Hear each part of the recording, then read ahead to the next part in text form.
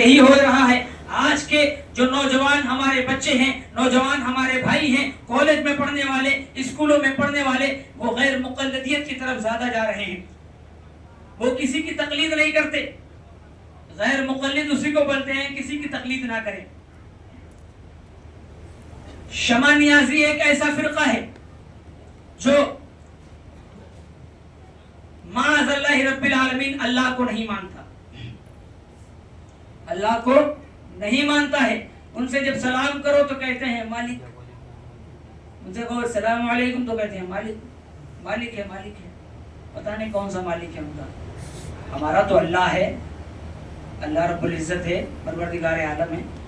نہ نماز پڑھتے ہیں، نہ روزہ رکھتے ہیں. وہ صرف حضرت امام حسین رضی اللہ تعالیٰ عنہ کی ولادت کا دن مناتے ہیں. عید ہوتی ہے ان کی اس دن، ہماری بھی عید ہے اس دن. لیکن نماز کون پڑھے گا، روزہ کون رکھے گا، اللہ کے احکام کی پابندی کون کرے گا؟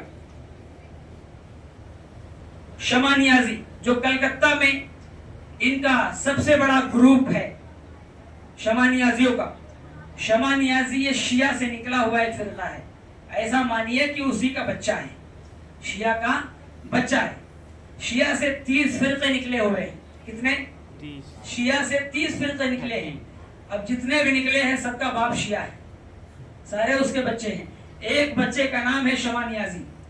شمع نیازی ایک ایسا فرقہ ہے، جب اس نے دیکھا کہ غیر مقلدوں نے 8 رکعت تراویح کر دی ہے، آسانی پیدا کر دی ہے. اور ایک بات آپ کو بتاتا ہوں، ان کے غیر مقلدوں کے گرو گھنٹال صدیق حسن بھوپالی، انہوں نے اپنی کتاب حضور الاہلہ میں لکھا کہ ایک بکرے میں 100 لوگوں کی قربانی جائز ہے. سنا کبھی؟ ایک بکرے میں 100 حصے جائز ہوتے ہیں. ایک ہی کیا ہوگا ابھی تک، ہم نے بھی کیا، ہمارے آباء و اجداد نے بھی کیا. ایک حصہ غیر مقلد کے گرو گھنٹال نے اپنی کتاب حضور الاہلہ میں لکھا. سرما بھوپالی لکھتا ہے کہ ایک بکرے میں 100 لوگوں کی قربانی جائز ہے. جب شمع نیازی کے نیتاؤں نے دیکھا، ان کے لیڈروں نے دیکھا کہ غیر مقلد اپنے جماعت میں طرح طرح کی آسانی پیدا کر رہا ہے، طرح طرح کی آسائشیں پیدا کرتا ہے، تو کیوں نہ ہم بھی آسانی پیدا کریں. اس لیے کہ اگر ہم آسانی پیدا نہیں کریں گے تو شمع نیازیت مٹ جائے گی. انہوں نے، ان کے لیڈروں نے اپنے علماء اور اپنے مولویوں پہ دباؤ بنایا اور اپنے مولویوں سے کہا کہ کچھ کرو، ایسے آسانیاں پیدا کرو. دیکھو غیر مقلدوں نے تراویح 8 رکعت کر دیا ہے اور بکرے میں 100 لوگوں کا حصہ جائز کر دیا ہے. تیزی سے نوجوان ان کی طرف بڑھ رہا ہے، تیزی سے ان کی طرف نوجوان جڑ رہا ہے. تم بھی کوئی ایسی آسانی پیدا کرو. 3 دن کا سیمینار ہوتا ہے. 3 دن کے سیمینار کے بعد شمع نیازیوں کے مولویوں نے فیصلہ کیا کہ جب ایک بکرے میں 100 لوگوں کا قربانی جائز ہو سکتی ہے تو ایک مرغے میں 7 قربانی جائز ہو. کیا دیا فتویٰ کہ ایک بکرے میں جب 100 لوگوں کی قربانی جائز ہو سکتی ہے تو ایک مرغے میں 7 لوگوں کی قربانی کیوں نہیں جائز ہوگی؟ عقل تسلیم کر رہی بھائی. جب وہ کہہ رہے ہیں کہ ایک بکرے میں 100 لوگوں کی قربانی جائز ہے تو ہم فتویٰ دیتے ہیں ایک مرغے میں 7 قربانی. مرغا کتنا ہوتا ہے، 7 لوگ کیسے کھائیں گے اس کو؟ حضرات محترم، مہنگائی کے حساب سے ان کا فتویٰ بھی بدلتا ہے. مہنگائی کے حساب سے ان کا فتویٰ بھی بدلتا ہے.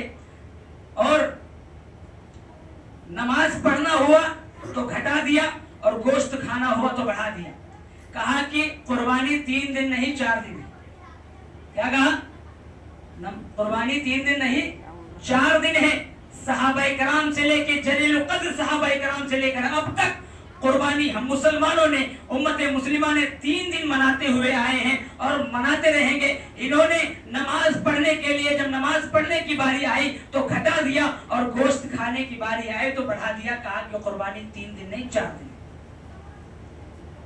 اس میں دن بدن نو مناؤ، نیا نیا گوشت، تازہ تازہ گوشت کھانے کو ملے گا.